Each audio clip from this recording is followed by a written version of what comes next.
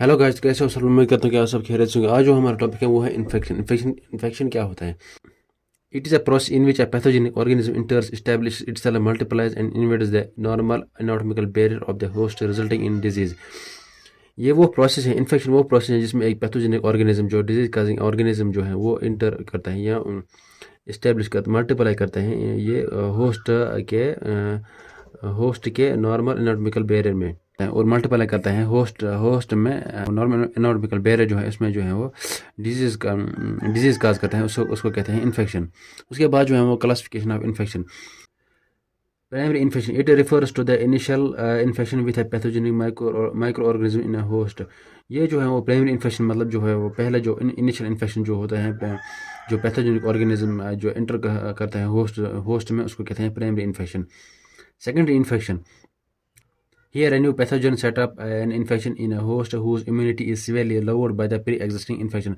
Secondary infection वो होता है जिसमें एक न्यू पैथोजन आता है होस्ट में और उसकी इम्यूनिटी जो है वो ऑलरेडी लो हो गई है, प्राइमरी इन्फेक्शन से वो लो हो गई है। उसके बाद जो है न्यू पैथोजन आता है तो वो इन्फेक्शन काज करता है जिसकी जो है वो इम्यूनिटी जो है वो ऑलरेडी लो है। Super infection it is defined as second infection super imposed on earlier one by a different microbial agent of exogenous or endogenous origin that is resistant to treatment used against the first infection। Super infection जो होता है ये second infection होता है जो कि जिसमें जो है वो super impose on earlier one, जो कि पहले ही जो प्राइमरी इन्फेक्शन जिसको हो गया हो उसके बाद जो है वो सुपर इन्फेक्शन होता है। ये इंडोजिनस और एक्सोजिनस भी हो सकता है। ये जो है वो that is resistant to be treatment, ये जो है वो ट्रीटमेंट के लिए जो है वो रेजिस्टेंट होता है क्योंकि जिसमें जो ये पहले जिसमें प्राइमरी इन्फेक्शन हो गया हो उसके बाद जो है वो सेकेंडरी उसके बाद जो है वो सुपर इन्फेक्शन होता है, इसलिए जो है वो ट्रीटमेंट रेजिस्टेंट रहता है। ये जो कि पहले फर्स्ट इन्फेक्शन में जो है हमने इस्तेमाल किया ट्रीटमेंट उससे जो है ये रेजिस्टेंट रहता है।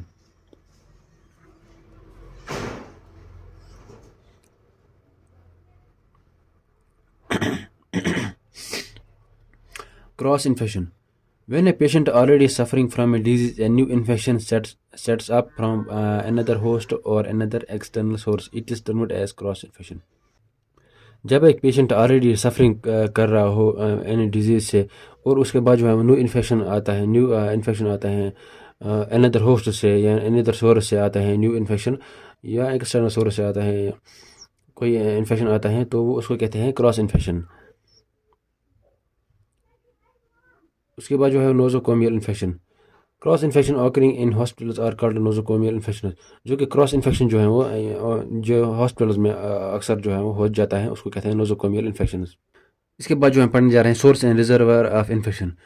सोर्स ऑफ इन्फेक्शन जो है वो ह्यूमन रिजर्वायर होता है, एनिमल रिजर्वायर यानी कि एनिमल्स में आता है रेबीज जो कि डॉग से आता है, लेप्टोस्पायरोसिस फ्राम रोडेंट्स आते हैं, इन्फ्लुएंजा जो है फ्राम पिग से आता है, बर्ड्स जो है वो source and reservoir of infection होता है।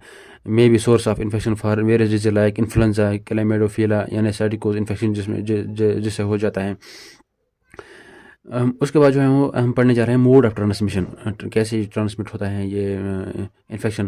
पहला जो है वो डायरेक्ट कॉन्टैक्ट कैसे होता है through via skin and mucus of the infected person, जो कि स्किन से या म्यूकस से आता है इन्फेक्टेड पर्सन से जो है वो ट्रांसफ़र हो जाता है। एग्जाम्पल यानी कि थ्रू अनक्लीन हैंड किसिंग और सेक्सुअल कॉन्टैक्ट। एग्जाम्पल इसका है थ्रू अनक्लीन हैंड किसिंग और सेक्सुअल कॉन्टैक्ट। ये जो है वो अनक्लीन हैंड से ट्रांसफ़र होता है यानी कि किसिंग से या और सेक्सुअल कॉन्टैक्ट से जो है वो ट्रांसफ़र हो जाता है। उसके बाद जो है वो नंबर सेकंड जो है इनडायरेक्ट कॉन्टैक्ट कैसे हो जाता है is through the agency of fomites which are inanimate object such as clothes toys etcetera. ये जो है वो फोमाइट्स के थ्रू जो है वो ट्रांसफ़र हो जाता है यानी कि क्लोथ्स से टॉयज से कोई भी जो चीज़ हम इस्तेमाल करते हैं उससे जो है वो टॉवल से हर किसी कोई भी चीज़ से जो है वो ट्रांसफ़र हो जाता है, किसी ऑब्जेक्ट थ्रू जो है वो ट्रांसफ़र हो जाता है, उसको कहते हैं indirect contact.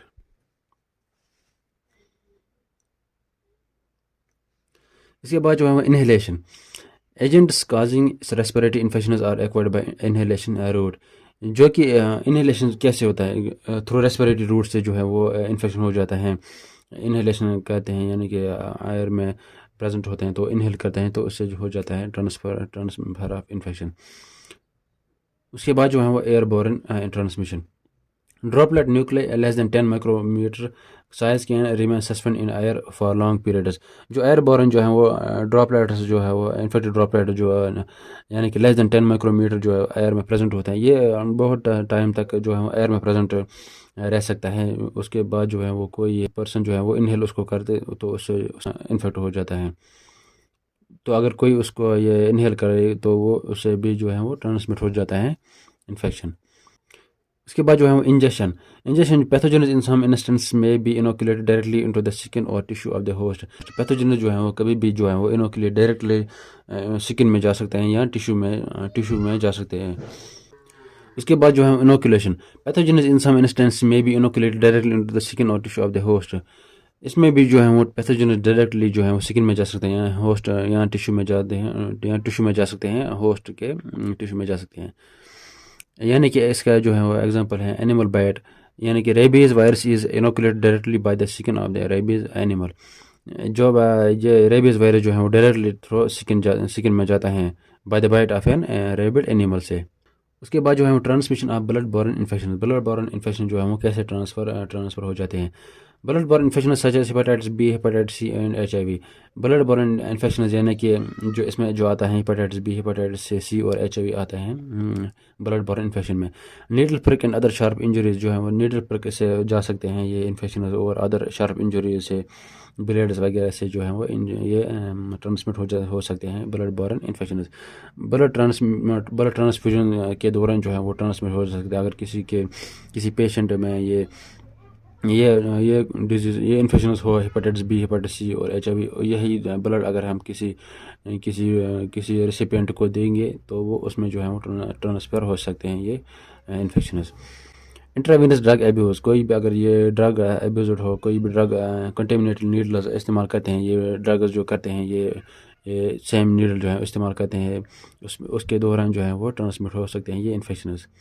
Vector borne such as mosquitoes, flies, fleas, ticks, mite and lyase.